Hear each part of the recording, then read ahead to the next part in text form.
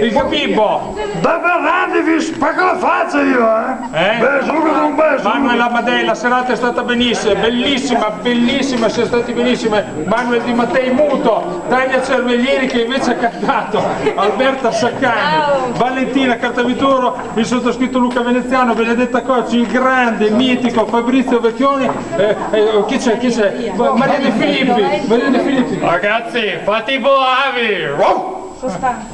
Costanzo. Ma Maria, per piacere, non mi fare incavolare. Valentino, com'è vestito questo signore qua? Allora, io direi qualcosa di bello. Porca boia. È vestito molto bene. Via la camminata dei fantozzi, chiudiamo!